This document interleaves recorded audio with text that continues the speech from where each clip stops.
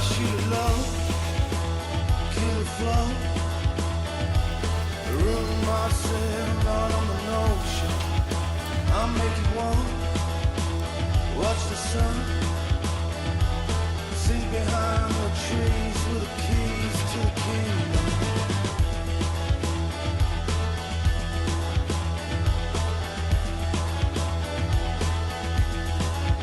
I shoot it high, let it fly, bury myself under a blue sky.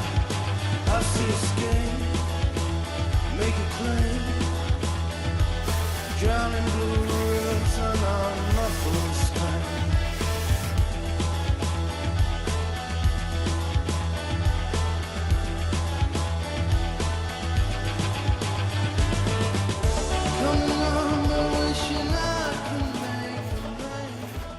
J'ai commencé ma carrière professionnelle en border cross et je me suis mis au freeride. Ça fait maintenant 7 ans que j'évolue dans cette discipline et j'ai fait 4 ans sur le Freeride World Tour.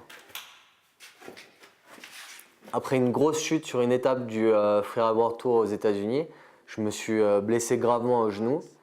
J'ai eu 3 opérations consécutives et après 2 ans de lutte acharnée et de rééducation, voilà, j'ai réussi à reprendre mon niveau et maintenant je dois repasser sur le circuit qualificatif pour espérer reprendre un jour ma place sur le Freeride World Tour. La saison se joue sur, aux alentours de 8 étapes dans le monde entier, de la Norvège au Japon.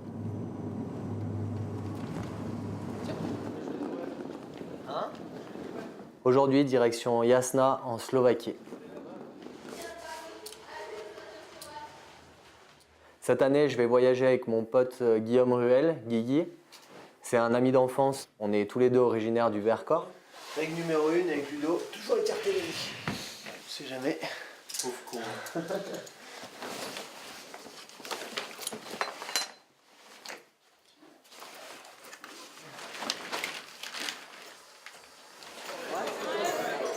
Ça va les gars?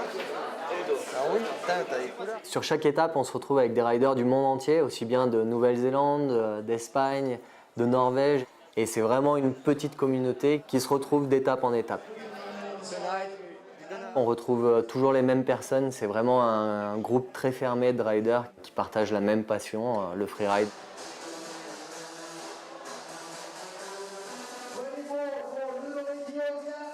Sur le qualifier, je vais être confronté à des riders qui, comme moi, sont sortis du Freeride World Tour et doivent regagner leur place, mais également à la nouvelle génération, des jeunes qui déchirent bien en freestyle. Après ma victoire aux Arcs et une 2e place en Norvège, je suis actuellement premier au classement général du Freeride World Qualifier.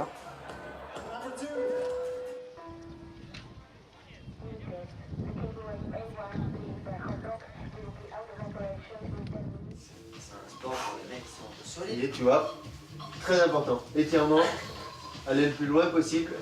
La souplesse à l'état pur. Eh ben c'est bon, je suis chaud. Tu vois, pas besoin de plus. On va aller glisser un peu, voir un peu les conditions, essayer de repérer la face si le brouillard le permet, puis faire quelques photos, l'histoire de commencer le repérage dès maintenant. À Jasna, la face est bien engagée avec de grosses barres, de la belle pente. C'est une face comme on aime les avoir sur le circuit. Je vais voir le take-off comme il était. Le repérage sur les compétitions de freeride se fait uniquement à la jumelle. On n'a pas le droit de rider dans la face. 15 jours avant, les faces sont fermées pour que personne n'y accède. C'est là où je voulais sauter, moi, vraiment à droite de ce petit couloir, mais je pense qu'il faut skier dessus. le take-off, faut skier dessus. Bah ça va payer, hein, mais il faut vraiment pas se louper, quoi. Il faut choisir où on va passer, où on va sauter, choisir sa ligne. Il faut toujours essayer de détecter ce qu'on appelle les no-fall zones, c'est les endroits où la chute est interdite. Il faut arriver à voir cet angle pour voir combien elle avance. La question c'est, est-ce que je mets ma vie en danger? Lors du repérage, dans la face, on voit toutes les barres rocheuses, donc plein de points noirs. Je pense que mon entrée, elle est là. En revanche, une fois qu'on est en haut de la face, qu'on descend, tout devient blanc et les repères visuels changent complètement. Mais t'as vu en haut mec, genre là t'as notre barre, après t'as deux choix, t'as soit la première. Toute la difficulté est de choisir les bons repères pour ne pas se tromper dans la ligne. Si on se trompe sur un axe, ça peut être catastrophique. Je peux aller 10 mètres plus bas, impacter dans les cailloux.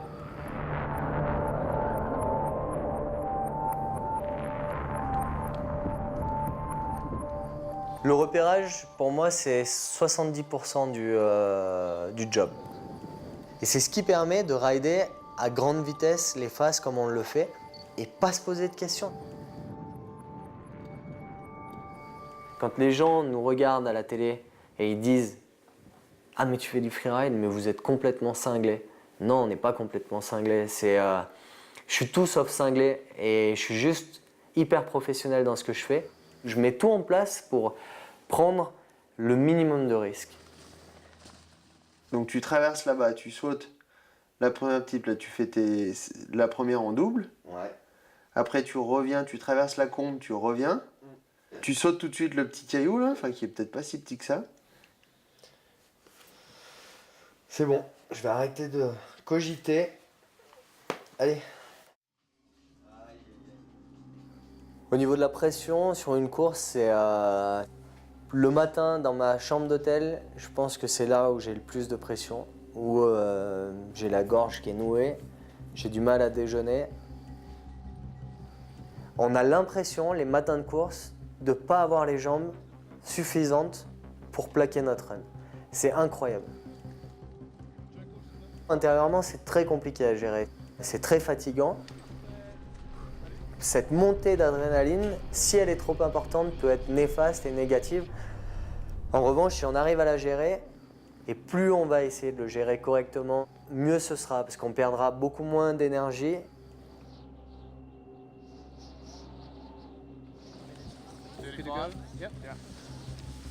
Judges are ready. 3, 2, 1, drop!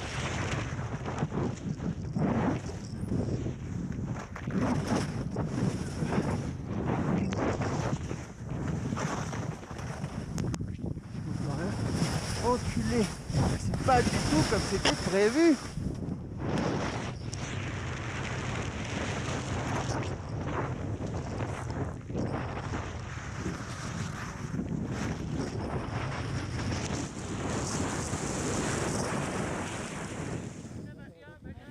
On est jugé sur une échelle de 0 à 100 par 4 juges.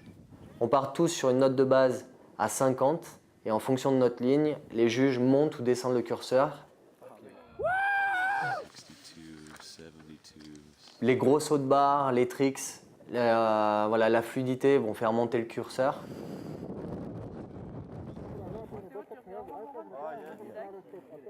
Il y a un gros niveau sur le qualifier, il y a de plus en plus de niveaux. On voit parfois, en ski notamment, des gros sauts de barre qui vont aux alentours de 15 mètres, voire un peu plus. Là, les gars chargent vraiment.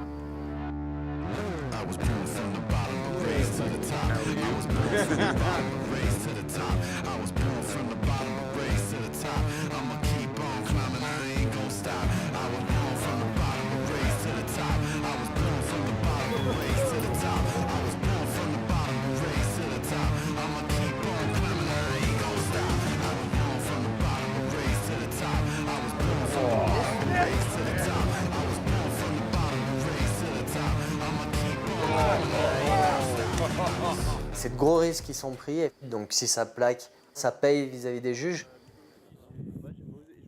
En revanche, si on vient poser une main, poser une fesse, directement on va être pénalisé. Il faut vraiment soigner ses réceptions et être le plus parfait possible. Ça va vite là. Oh, elle est bien, ça fait yes.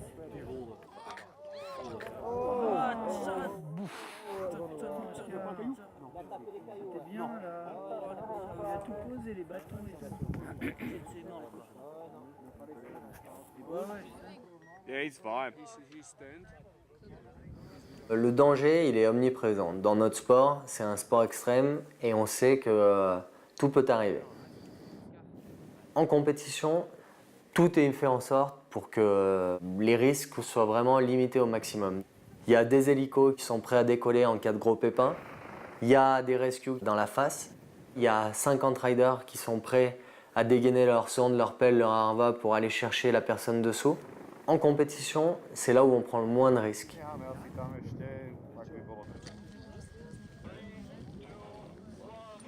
En snowboard, les conditions de neige ne nous permettent pas forcément d'envoyer des grosses figures ou de trickser sur de grosses barres.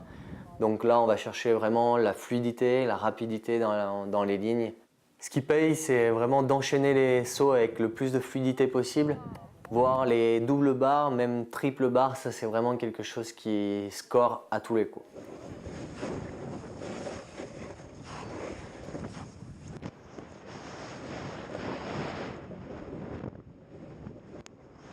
Je pars vraiment dans mon run avec, dès le début, je ride vraiment fort. J'arrive sur la lip et là, complètement perdu. J'ai une fraction de seconde pour improviser et surtout pas me mettre en danger.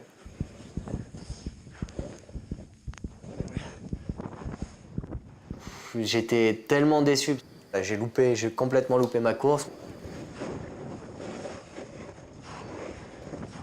Clément Beauchâté sort une ligne bien ridée avec du style, des sauts, vraiment une belle ligne.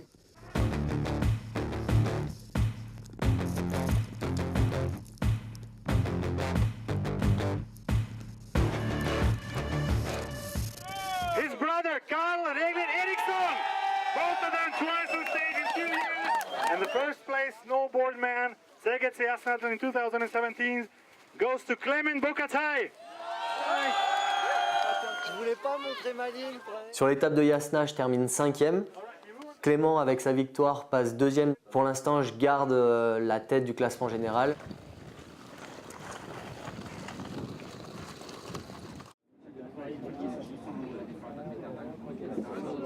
Entre les courses, on fait vraiment attention, on prend le minimum de risques. La préparation physique s'est faite à l'automne pour arriver vraiment prêt au moment des compétitions. En début de saison, on cherche à faire du dénivelé, c'est-à-dire le but c'est d'aller dans des endroits où on peut vraiment rider de haut en bas sans s'arrêter, se faire chauffer les jambes.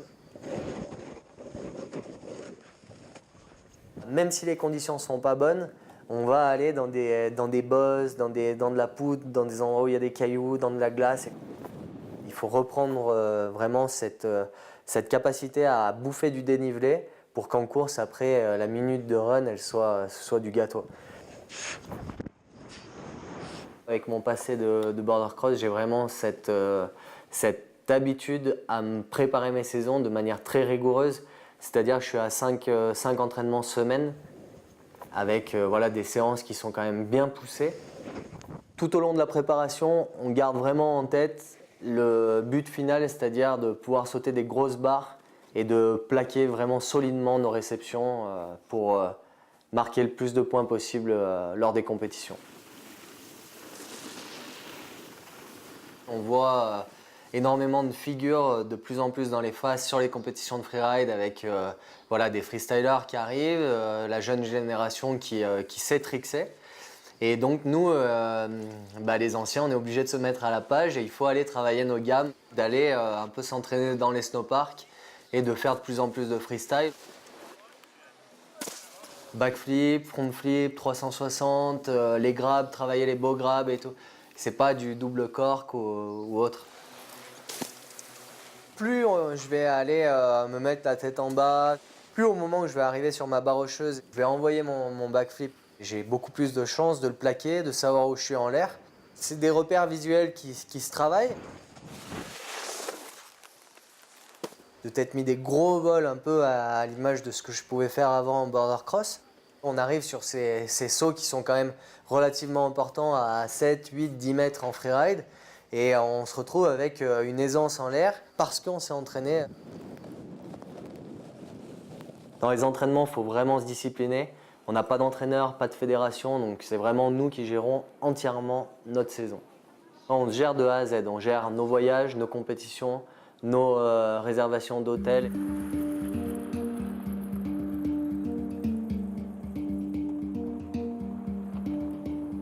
plus de 20 heures de voyage, donc bien KO. On y est, il y a plein de neige, c'est génial. On est là à Kuba au Japon, donc pour une 4 étoiles du FWQ. Unfortunately, the conditions have changed. We got more snow, but we had also a bit of wind. Donc là, on vient de faire le check météo. Ça fait 6 jours qu'il neige non-stop.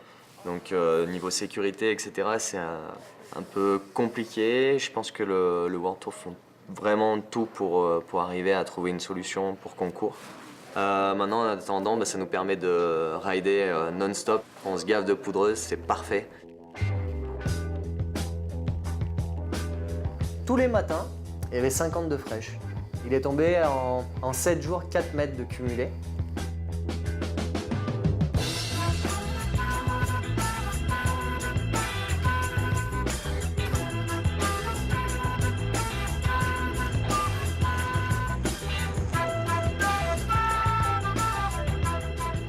J'ai ridé la neige la plus profonde de ma vie, c'était extraordinaire, c'était magique.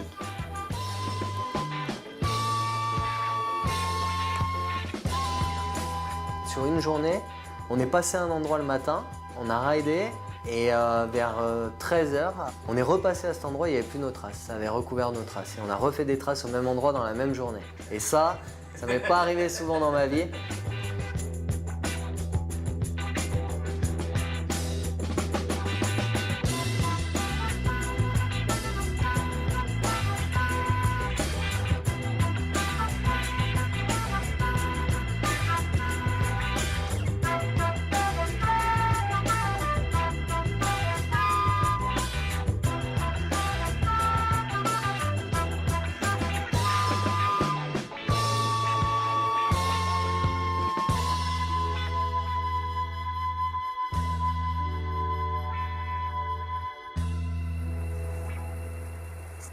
Putain, c'était ouf. Non, mais comme c'est profond. Je crois que c'est un des plus beaux runs que j'ai fait de ma vie.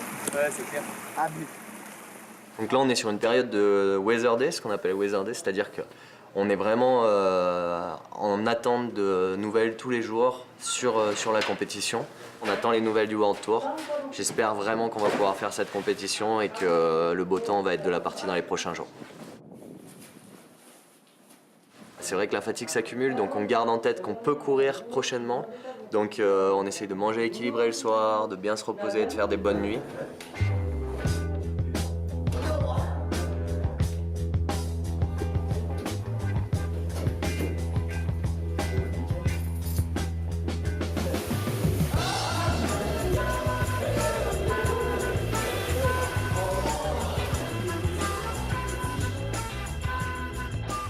Le Japon, c'est magique. On sort de toutes les normes possibles et inimaginables. C'est très particulier. Les gens sont adorables, respectueux. C'est un réel voyage parce qu'on ressort de pays comme ça avec des images plein la tête et puis des expériences qui sont juste uniques.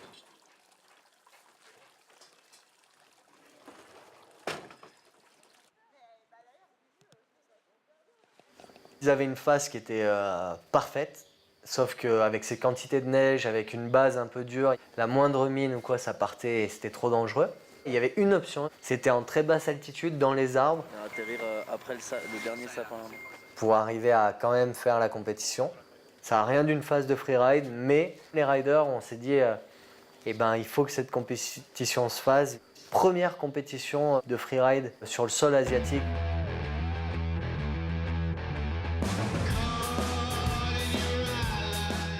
Au Japon, il y avait des gars du World Tour, Leo Slemet, Rainer Barkred, champion du monde, et des grands noms du freeride comme Travis Rice. Du très gros niveau.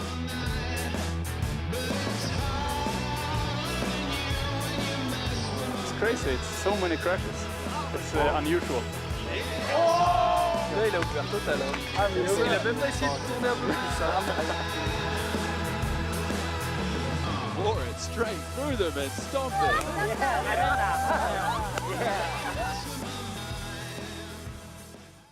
Travis Rice, on voit un rider partir à bloc qui fait 2 tricks énormes.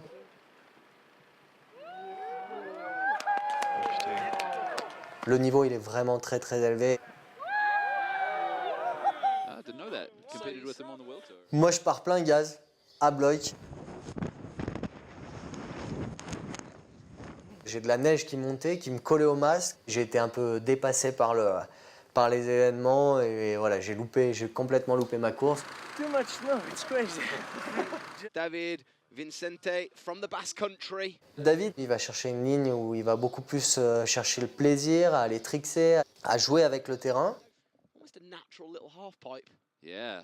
Oh, great. Et il fait 3e, juste derrière un Japonais qui fait 2 et Travis Rice qui gagne la course. Donc voilà, c'était un très beau podium. Yes, buddy. Avec ce podium, David fait maintenant partie des concurrents sérieux pour disputer la place sur le World Tour. Il vient des Pyrénées où il y a une grosse culture freestyle. David, il est amoureux du snowboard, c'est un passionné. Il aime la montagne, il aime le freeride. Il a une manière de voir la compétition et de se préparer à la compétition qui est complètement différente de la mienne. On le ressent sur les lignes. David, lui, c'est le plaisir avant tout, à aller trickser, à jouer avec le terrain. Casi se da con la cabeza. A mí me gustan las dos cosas, el freeride y el freestyle, pero el freeride te da mucho. Así que el freestyle también me ha aportado mucho y me ha hecho caerme, me ha hecho levantarme, me ha hecho lesionarme, me ha hecho superarme. La primera lesión caes en depresión, la siguiente te curas mucho mejor, con una visualización, con mucho más poder mental, con mucho más entreno. Al final vas aprendiendo en el freeride, en el freestyle, en la vida y... ¿Qué tal estáis? Y básicamente eso, estoy en Vaqueira como profesor de snowboard y a veces alguna cosa que nos pagan los sponsors y así vivo. Luego queremos hacer un Basibé. Esa me mola. Un rato. Esa me mola. Podemos ir los tres. Me gusta el espíritu del freeride, es increíble. Me gusta explorar zonas nuevas. La montaña me gusta porque, aparte de la energía que te da y lo que te hace aprender en la vida y madurar, en la montaña tú no puedes fallar. Entonces tienes que conocer muy bien tu propio yo, tus propios límites y tener una visualización, una confianza que te da mucho en la montaña, en la vida. La montaña te aporta mucho a la vida. La que queráis, me da igual. Yo la de más para ahí. Claro, muchos piensan que estamos locos, pero estamos haciendo un trabajo de estudio diario y estamos todo el día en contacto con la nieve. ¿Estoy hueco o ahí? Hay- ¿Eh? No, hay apoyo. Rompe lengua igual. Y lo que nos dejamos la energía en ello, de nuestra pasión, que es el snowboard y la montaña.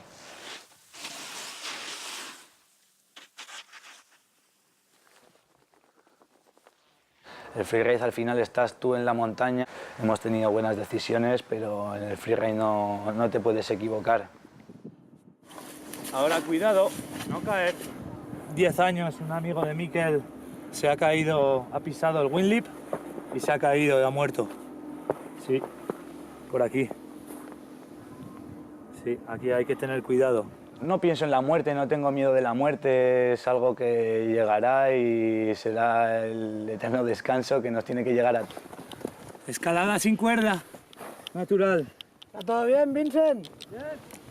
Yo creo que en la montaña, si tienes miedo, es mejor no ir. Nunca puedes sobrepasar los límites en el freeriding.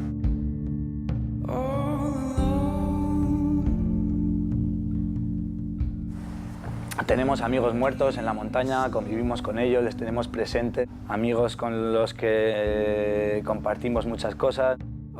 Son cosas que pueden pasar en deportes de riesgo y en la montaña. La mejor manera de hacerles culto a estas personas y a estos amigos y a estos grandes riders y vividores era hacerles homenaje y seguir con el freeride y haciendo lo que les gustaba a ellos.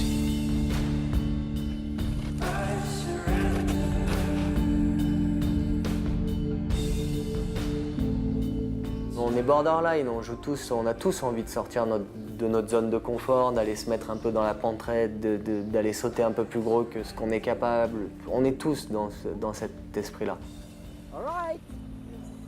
Ces sensations, cette adrénaline, le fait d'arriver, de décoller, de voler et de replaquer, j'adore ça, j'adore ça. Il n'y a pas une trace, c'est vierge, sur des pentes à 40 degrés de moyenne, sur des vitesses de pointe qui peuvent dépasser les 100 km/h, sur de la poudreuse. Littéralement, on flotte en snowboard.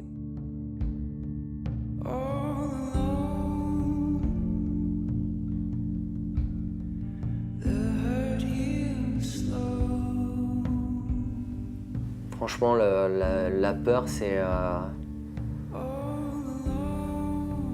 Si j'ai trop peur, j'y vais pas. On a peur tout le temps. Mais rattrapé par la peur, c'est-à-dire pris de panique, non. Si je suis pris de panique un jour dans une pente ou en haut d'une barre, c'est que j'ai fait une erreur et j'ai pris les mauvaises décisions. C'est que j'avais rien à faire ici. En freeride, quand il y a un voyant rouge qui s'allume, il ne faut pas attendre qu'il y en ait 3 qui s'allument. Il faut savoir dire non au premier voyant rouge, dire « j'y vais pas » et je renonce. C'est pas grave.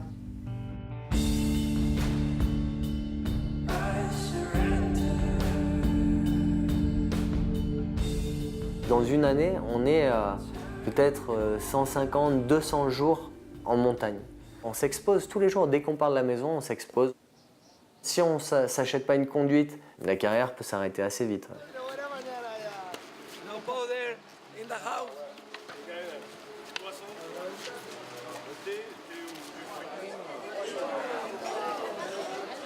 Une des grosses étapes du qualifier chaque année, c'est l'étape de Nanda. It's a very interesting phase because it's quite long.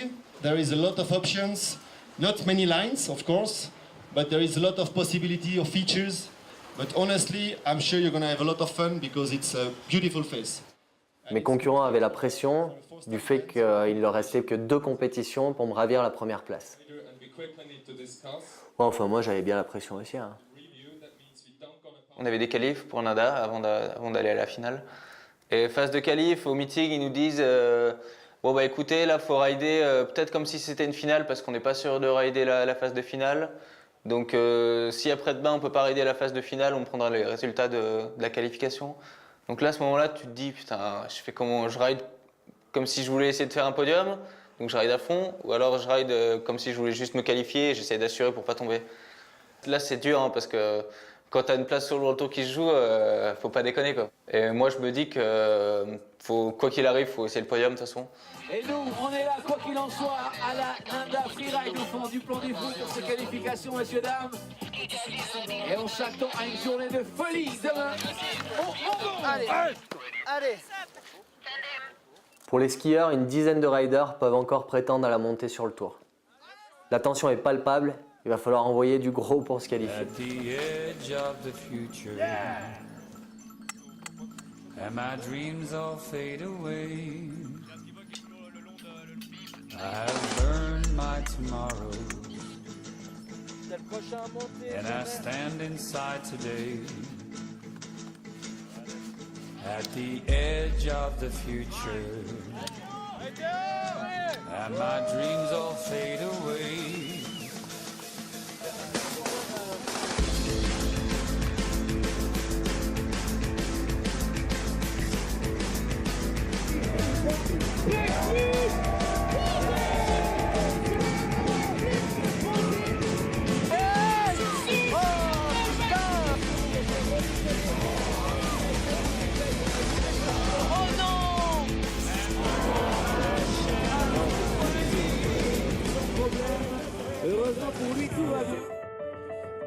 And burn my shadow away.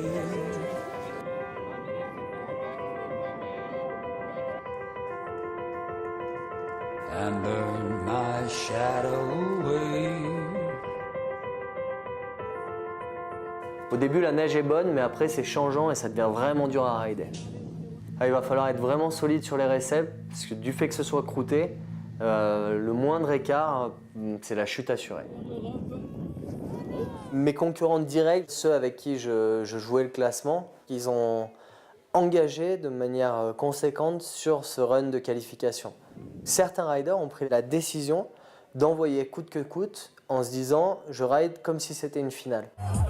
Rochette Clément qui se situe à la place numéro 2 du World Qualifier. Et on le voit prendre un max de risque et malheureusement ça lui bouge sur une petite chute.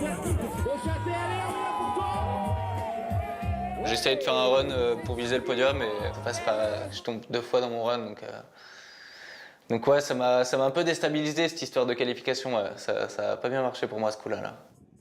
Une chute sur le run de qualification, c'est la place en finale qui s'envole.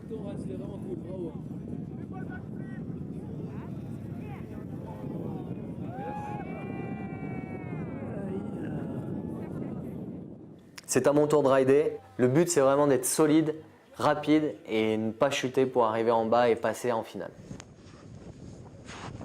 La phase paraît facile, mais en fait, c'est très physique.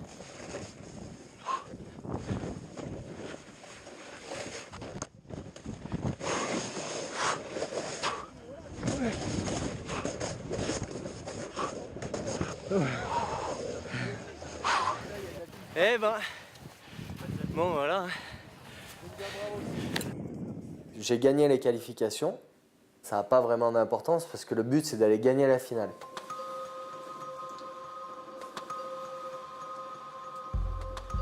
Le lendemain matin, une boule au ventre, comme les matins de course et des matins de grands événements. Si je gagnais, je prenais ma place sur World Tour, plus personne ne pouvait me passer devant. Allez, concentration, tu te concentres, tu connais le parcours. Hein. Ok, allez, des vrais appuis. Tu connais, hein. Réception solide, hein. Solide. Bleu, rouge. Tu veux des bâtons, tu veux que je te fouille ta coup de pied dans le cul, hein. À 7 h du matin, on est monté. Il fait grand beau. Il y a 42 fraîches dans la face. La face était magnifique, le Mongon était vraiment beau. On savait que l'hélico allait arriver et allait bomber la face.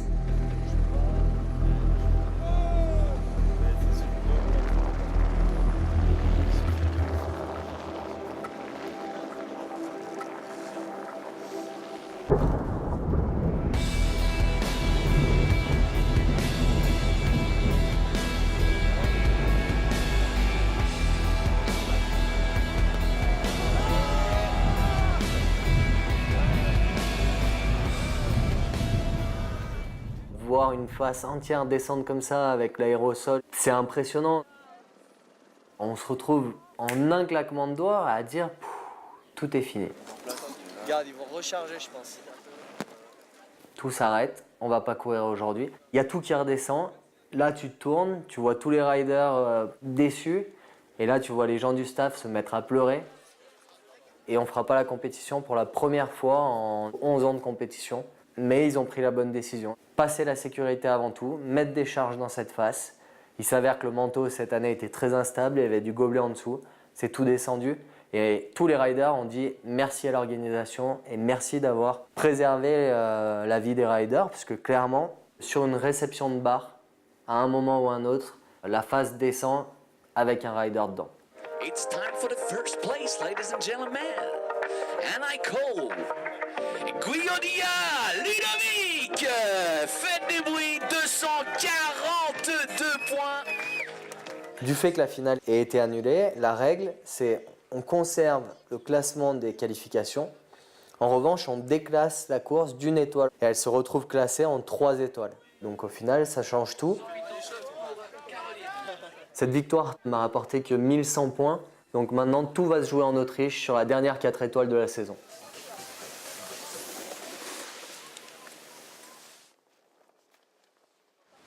Salut Ludo. Salut Mathias. Alors, est-ce que tu peux te présenter pour ceux qui ne te connaissent pas? Donc écoute, Ludo Guiodia. Quand on fait une saison de compétition, c'est très long. Et au final, on se rend compte qu'à la fin de saison, on a l'impression de ne pas avoir ridé. Quand on rentre de compétition, bien souvent, il y a les projets de films, photos, shooting avec les sponsors. Et là encore, on ne ride pas. Donc les journées avec les copains et les journées de plaisir pendant la saison, au final, il y en a très peu, mais elles sont hyper importantes. Elles sont non négligeables. Aujourd'hui, je vais rider pour moi. Je vais prendre plaisir avec les copains. J'essaye vraiment d'en faire le plus possible.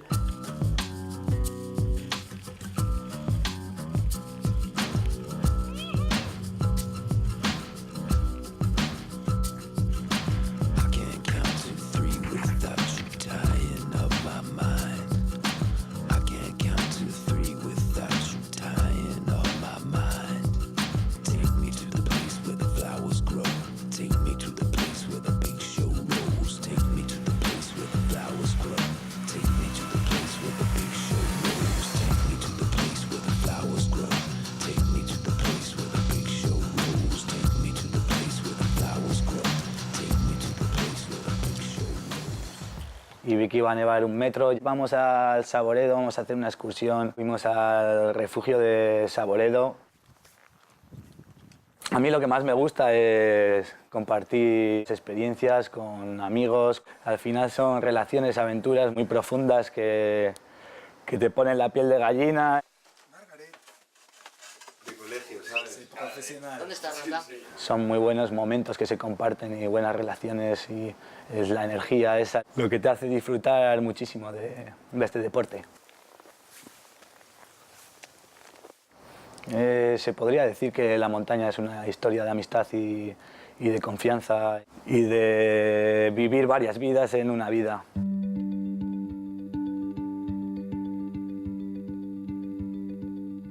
Gracias al split nos estamos yendo a lugares mucho más lejanos y explorando zonas que necesitaría 7 vidas para poder explorarlas. Vamos a subir aquí la canal de las novias. Como estoy soltero y no tengo novia, vamos a buscar una novia. Claro, sí, la montaña era nuestra, era una aventura lo que vivimos, fue increíble.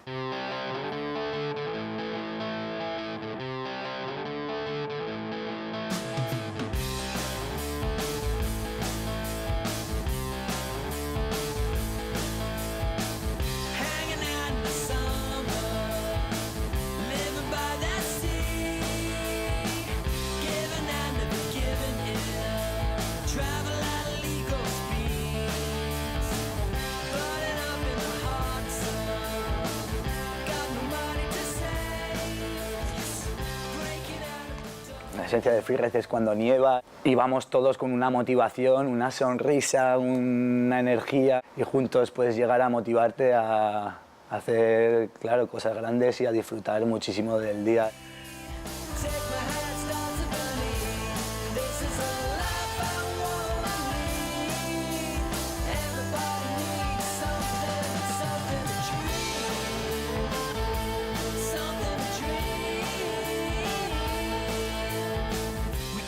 Dejar de salir un poquito de ser tan esclavo de esta sociedad en la que vivimos, en la que intentamos vivir en nuestra burbuja, que es esto que estamos haciendo, y no tiene que colgar una foto a la semana o no tiene que hacer cosas que te piden muchas cosas los sponsors y luego igual no recibes tantas como se podría recibir. Es como la antiesencia, ¿no? Cuando lo que nos gusta es disfrutar, viajar y compartir todos esos momentos, pero bueno, es lo que tiene la competición a veces. La mayoría tampoco tenemos el budget y el presupuesto de los sponsors para viajar como habría que hacerlo, entonces hay que trabajar mucho. Yo en Vaqueira, por ejemplo, el año pasado, antes de irme a Japón, estuve trabajando 1 mes y medio seguidos, 6-8 horas seguidas, dando clases y me tuve que ir a Japón medio enfermo, cansado.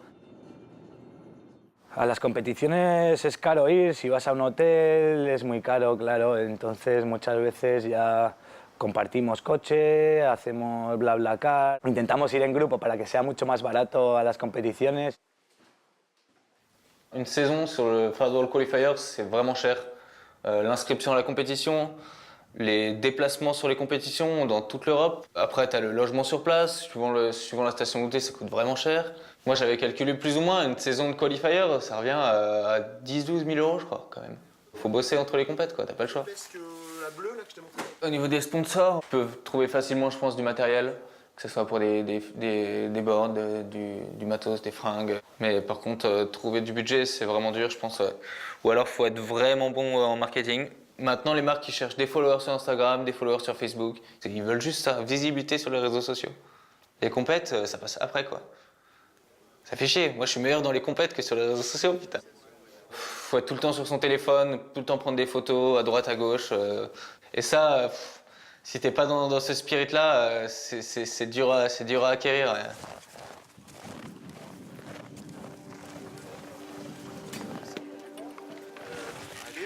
Dès que je rentre de compète, on retourne à Cham, on ride à Cham.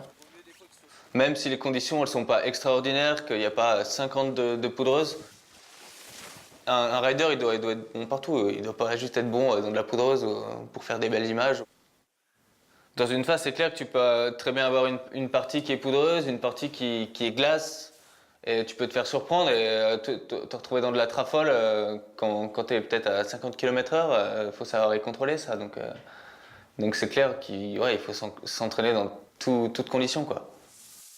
Freeride, il faut vraiment de l'expérience, il faut savoir gérer la montagne, les avalanches, la pente. Tous les jours, tu t'entraînes et tu prends de l'expérience. Et plus tu as d'expérience, peut-être moins tu auras de chance de te faire avoir par la nature. Mais bon, tu auras quand même un risque que tu ne peux pas prévoir. Ça, on le sait, et on est plus ou moins préparé. C'est comme ça, quoi. Des fois, ça m'arrive. Tu cogites à des accidents qu'il y a eu sur des compétitions. Et ça, c'est juste horrible. Faut pas penser à ça. Sinon, tu descends jamais la face, quoi. Faut essayer de pas y penser quand t'es sur le terrain, quoi. Surtout pas. Surtout pas. Ouais. Après, tu te bloques complètement, quoi.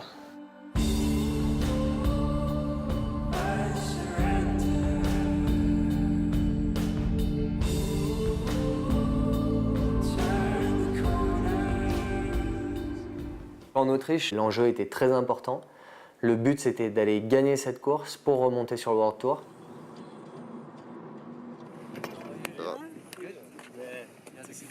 Après une saison acharnée, 1 minute de run va déterminer qui aura sa place sur le Freeride World Tour.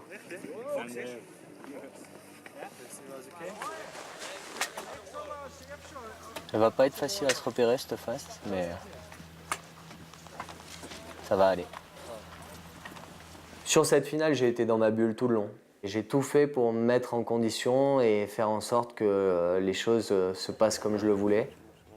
Bah à droite, ça a l'air mieux quand même. Hein.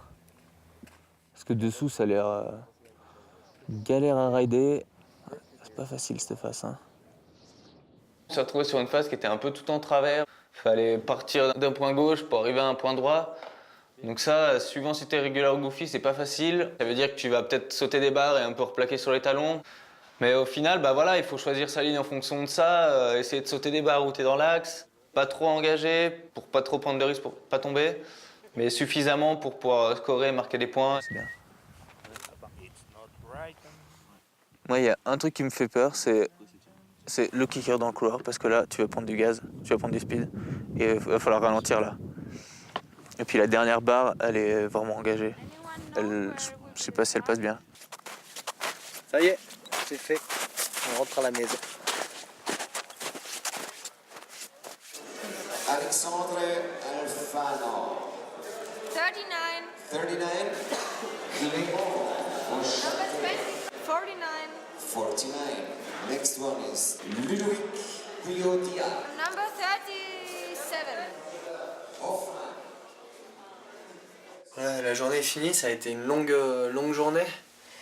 Donc tu vois, je vais me mettre sur mes photos, là, repérage, pour vraiment valider ce que j'ai vu aujourd'hui aux jumelles. Et puis voilà, hein, après, il va juste falloir bien se reposer, voilà, puis attendre demain, quoi.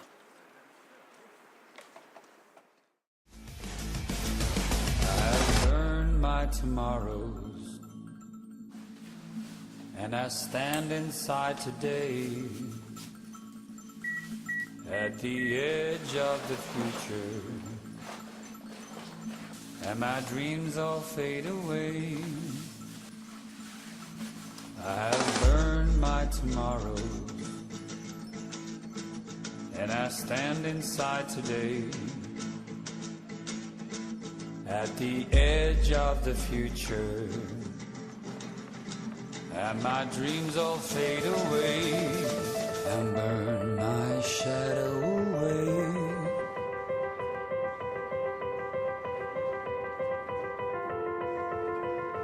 And burn my shadow away. T'as jamais fait cette passe, tu vas sauter une barre que t'as jamais fait non plus. Donc tu sais jamais si tu vas y arriver en fait. En fait, ça se trouve, tu sautes et tu atterris genre à 2 mètres du caillou, t'as pas le temps de la première. And burn my shadow away.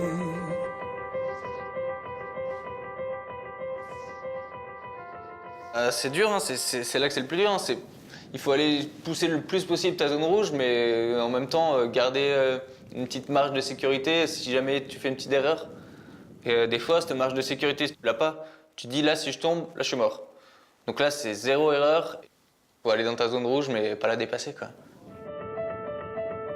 And burn my shadow away. Plus c'est engagé, plus il y a de pente et plus il y a de rochers à sauter. Quand tu arrives en bas, que tu as réussi à faire ce que tu voulais faire, t'es comme un ouf. Hein. Tu sens comme un roi, comme un dieu, quoi. Franchement, respect, mon gars. Vraiment.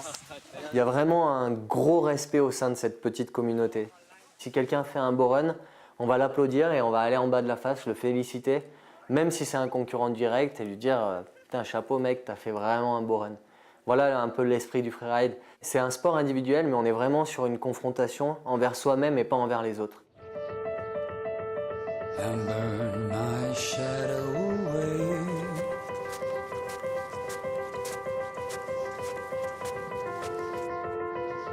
And burn my shadow away.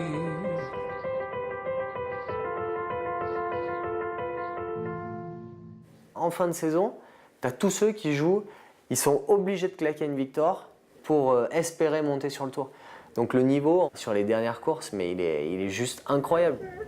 Le World Tour n'a rien à envier aux qualifiers.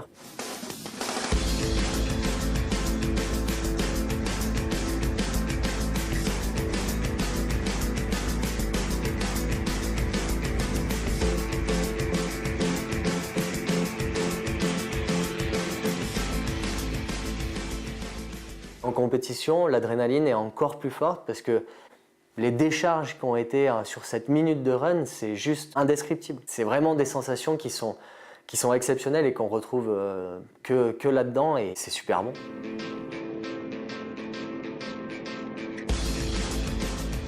Sur cette finale, je sais que c'est un run qui peut être gagnant et qui va être gagnant si je ne fais pas d'erreur.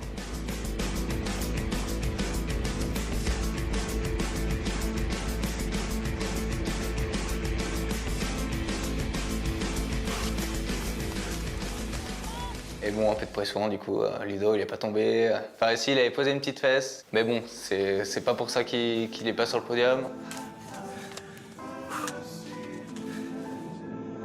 Quand je suis au start, là, tu réfléchis plus, hein. Ta ligne, tu l'as déjà en tête. Il faut faire le job maintenant, quoi. Tu te dis pas de faute, essaye d'être solide, fais ce que tu as à faire. Ça va vite et c'est vraiment rapproché. Là, il faut que je freine parce que sinon, je vais prendre la vitesse, je vais aller tout droit. Et à n'importe quel moment, tu peux avoir une chute. Un petit shark qui dépasse de la neige que t'as pas vu, il faut être toujours attentif.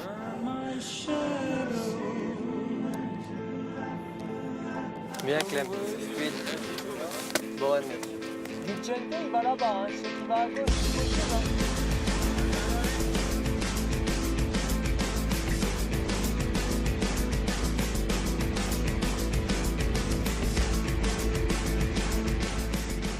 Si ça plaque là, ça peut gagner Vicente. Hein.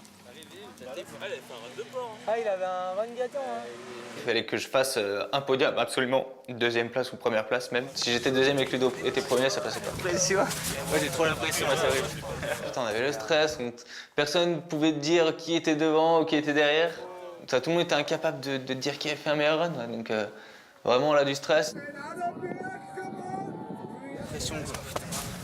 Moi j'ai pas vu Ludo parce que j'étais en haut, mais quand même je trouvais pas mal. Snowboard man. Third place, representing Switzerland, 76 points, Florian Bouvet-Fournier. Second place, representing France, 83 points, Ludovic Gouillot-Dia. First place in Oberkorke, also from France, 87 points, Clément Auchaté. Clément qui fait un run irréprochable, gagne la course. Moi je fais deuxième. Il me passe devant sur la dernière course, sur la finale à 100 points près. Lui il monte sur le tour et moi je me retrouve à la porte. Donc grosse déception. J'ai eu beaucoup d'épreuves dans ma carrière. C'est vraiment dur, franchement. On vit des choses exceptionnelles, des joies. C'est magique ce que je vis.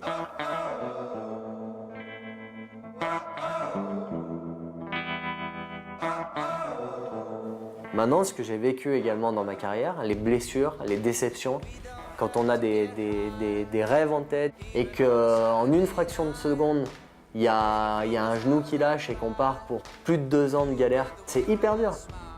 Il faut savoir encaisser et se relever.